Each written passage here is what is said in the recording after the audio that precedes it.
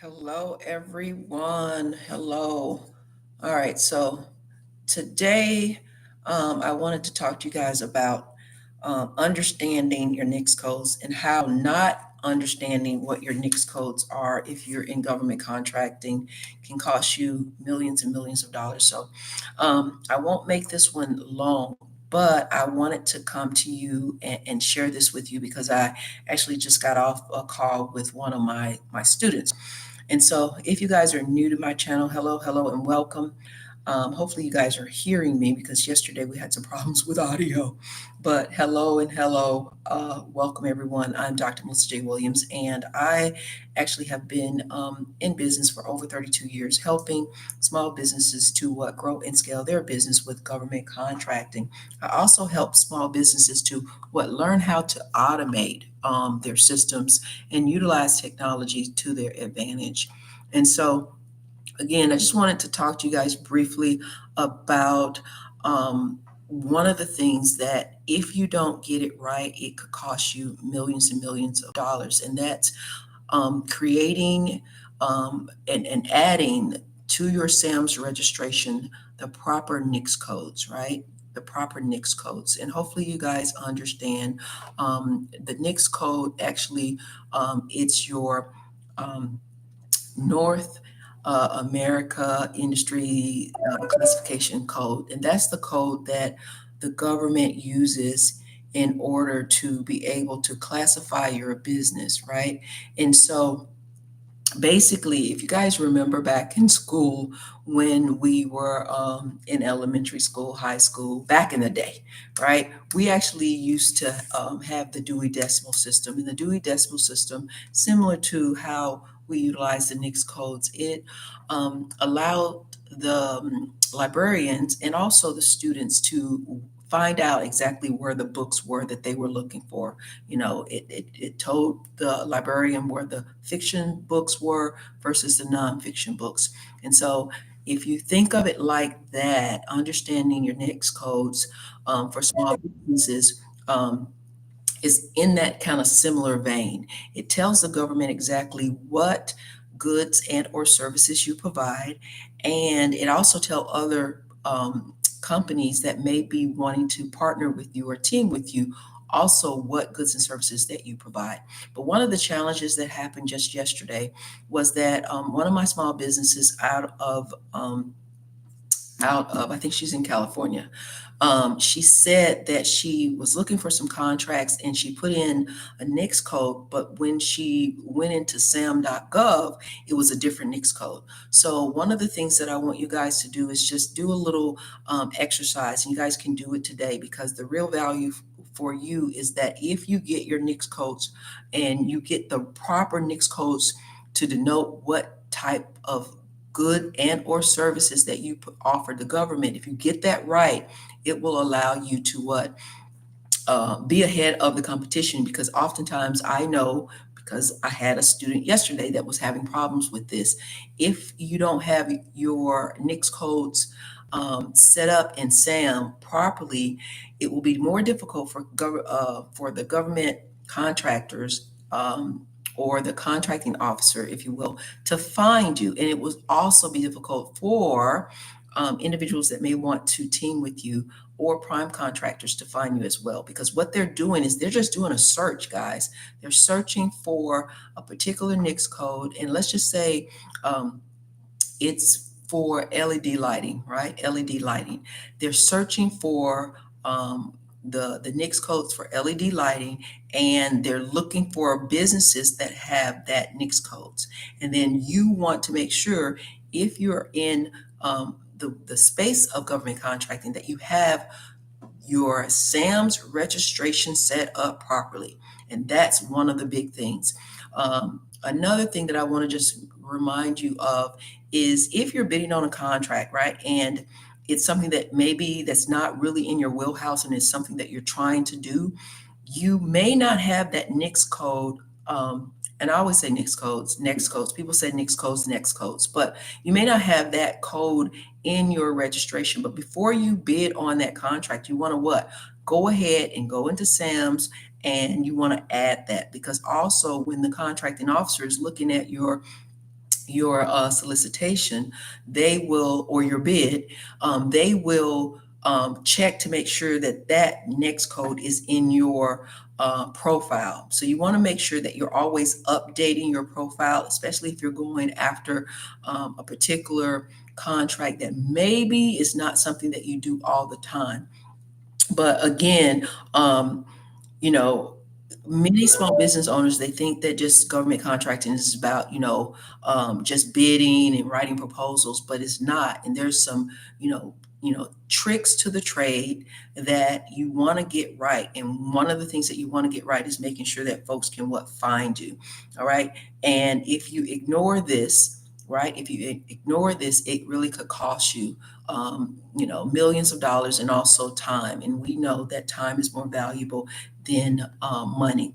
And so, what I want you guys to do is I want you guys to go in and just take a look at what your codes are and understand that if you're bidding on a contract, that you may think that the NAICS codes, and let me see if I can do an example. Because I want you guys to also be able to know where to go. So you can go and search out NAICS code, and you can go to www.naics.com. If you go to that website, you'll be able to put in a search for whatever industry or product that you're trying to sell to the government, and you'll be able to get a list of those. I put in, just in the search, I put in LED, right? LED. And NAICS codes are a six-digit number, 6 digits, right? NAICS codes are 6 digits. And so for LED lights, if you're in the LED lighting space, 335139, right? So if you're looking for a contract, you may put in that code, but you may not find anything. So what I would ask that you guys do is just kind of do an exercise. So go in, Sam, and put in a search for LED lighting if that's what you're looking for, janitorial services, construction, roofing, HVAC, accounting, project management, research, whatever it is, whatever industry you're in, put in that NAICS code and see what NAICS codes come up. Because oftentimes when you don't win a contract, or when you can't find contracts to bid on, is because you're only using one or two NAICS codes, and the code that you're using is not the one that the government is putting in, right? And so it's very important that you get those codes right. And again, like I said, my student, she called me and she was saying she was having a hard time, but she had put in her SAM registration a code, but she found out that there was 3 other codes that the contracting officers were using in order to identify the product that she was selling.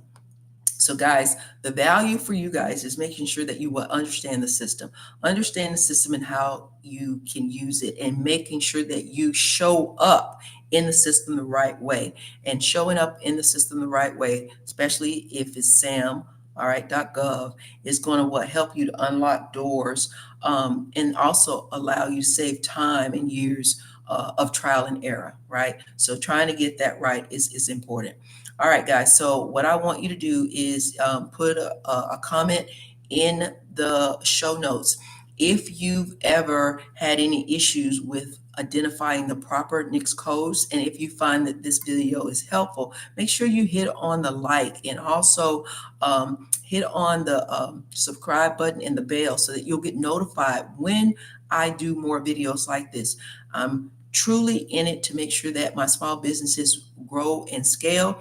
And I believe that government contracting is an amazing way, an amazing vehicle for you guys to grow and scale. All right, because guess what? The government is the largest buyer of goods and services in the world. All right, and it's over 4,600 agencies, right, that are buying goods and services. And oftentimes, and I'll do another video about this, there are opportunities for you guys that are no bids, right? No bid opportunities, right? So if you are interested in even getting or winning a contract that doesn't require bidding, you need to make sure that the contracting officer can find you. We talk about it all the time. Also, you need to make sure that you're building relationships with these contracting officers so that they know who you are. Again, people do business with people that they know, like, and trust. That's not going to go away. All right. So you can't expect to win a contract, right? I'm going to say it's slim to none if you don't have a relationship with the contracting officer, right? If you've never talked to them, right? So even when you're thinking you're going to bid on a contract, reach out to the contracting officers and introduce yourself and say, hey, my name is, and I am interested in bidding on this contract, so that they know, okay, I talked to this small business owner that I may not know, and they're going to be bidding on the contract. Make sure that, again, that you're reaching out to them and you're introducing yourself, and making sure, again, what this video is about is making sure you use the proper NAICS code so that prime contractors can find you, other small businesses that may want to team with you can find you, and especially again, the contracting officers that actually have the bid can also find you. Again, if you found this video helpful and you need some help, click on the link below.